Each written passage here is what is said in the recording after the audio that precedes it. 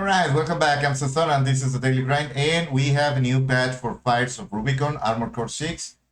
And the patch notes are kind of sparse. They are not very specific on the values of the things they have changed. But you can see on the right down corner of the screen that we have a new version of the game. And the first item adjusted is the MAJ200 Ransetsu RF. Says increased attack power slash rate of fire, decrease reload time. So apparently these are not in depth. They don't say, the official patch notes don't say what attack power it used to have, what rate of fire it used to have. But so we're gonna have to play this by ear.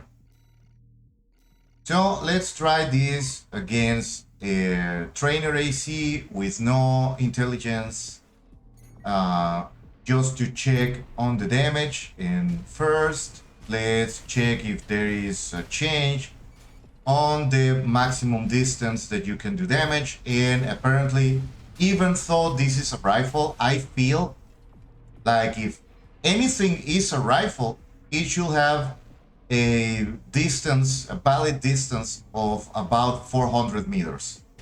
This is why I chose to step at this distance, so we only get ricochets. Why? Because I feel that rifles, as they were before, they are okay. They just needed an adjustment at the engagement distance. Like, we don't have sniper rifles in this version of the game. So if we're only going to have rifles and linear rifles should be at around 600 meters, their distance before getting ricochets. And normal rifles, 400, it's a very good distance. So you have enough time to dodge energy weapons. You have enough time to watch the missiles being launched. So I think it's 280 meters is the point. 283 is the point where you can actually stop getting ricochets and doing normal damage. And yeah, that's right. The patch notes don't mention anything about the stagger bar, but I do feel like the new version of the Ransetsu is doing way bigger stagger damage and just a little bit longer than it used to be. I used these in the very beginning. They were very good for the first 4 or 5 missions. You could do very well with these rifles, even before you got the second one, so you can dual wield. But I don't think this distance is good enough for rifles, because at 280 meters, even though you're not going to hit a full load of any of the shotguns, the stagger damage that you're going to accrue, it's still very important. So we are testing this on the first time, like single shot, and then what's the burst damage? Very good. If you can keep the pressure on, and we're going to see as the video progresses, if you fire them in tandem, one first, then the other, you can feel the stagger bar very fast, very easily. And now they didn't just reduce the reload time, they also reduced just a tiny bit the charge of time. In fact, you can now, as soon as you let go of one of the triggers, you can start charging that shot again, and it's fast enough that with enough practice, you can just burst. That's 5 bursts per rifle. So that's 10 bursts in total, and you only need 3 bursts to fill a stagger bar completely, to provoke a stagger. And the multiplier, this one was very nice to see. The multiplier for when your enemy is already staggered was increased, again, just a tiny bit, but enough to be noticeable. These rifles are not going to be meta. They are not weapons for younger players, for newer players. Like, you have to really look for a niche, maybe on 3 versus 3, but they have become viable. Like, you have 30 shots, and I'm also going to be changing the fire control system on this mech. This is the Melander G3 entire setup, and it's built for energy regeneration. So right now it's equipped with a halfway fire control system. Like, it only has half the bar for medium distance lock on, and it's still very good. It's fast enough. So now we're going to try versus an armored target, and the damage is very good. It used to be very bad against the tetrapods. Like, you can see, you can feel the bar rather easily now. Just very minor maneuvering, you can stay on top of the tetrapod. So the ones that you face in the actual game usually have cannons or missile launchers, and they are not just using a machine gun. But still,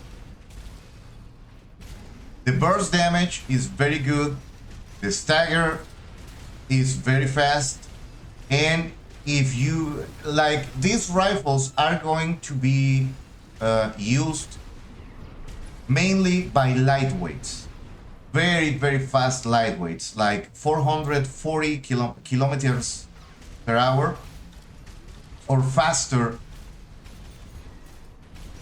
Like, this is me testing without the auto lock, without the hard lock. It's this is with a gamepad, by the way. It's not it's the PC version, but it's not mouse and keyboard.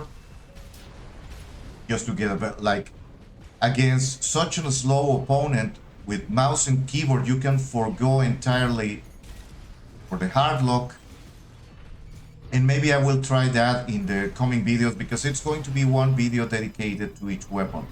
Like, I wanted to showcase different situations. Like, what about if you are not very experienced maneuvering and you're just circling around the opponent? How fast can you go? Faster mechs are going to have an easier time dealing with opponents. And for the last part, trying to play against an armored core, but now trying to dodge, weave, trying to really make use of the boosters of many angles. And then we are going to switch into fire control systems. Overall, I feel that this was a very much needed improvement in this particular rifle. It's not that it was bad before.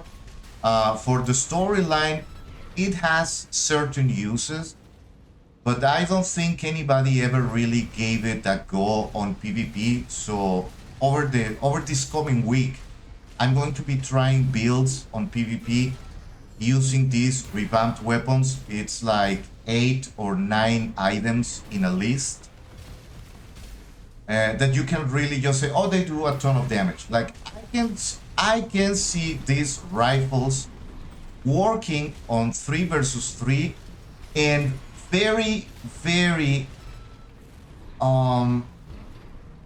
not against tanks. Anything that is heavyweight is going to have a lot of armor points and a ton of kinetic defense.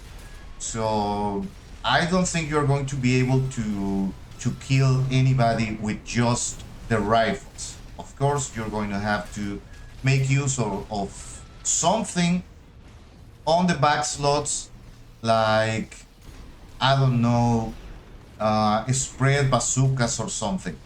We're going to have to find something to complement. I have missile launchers on this build, but I don't think missile launchers are the way to go for these rifles.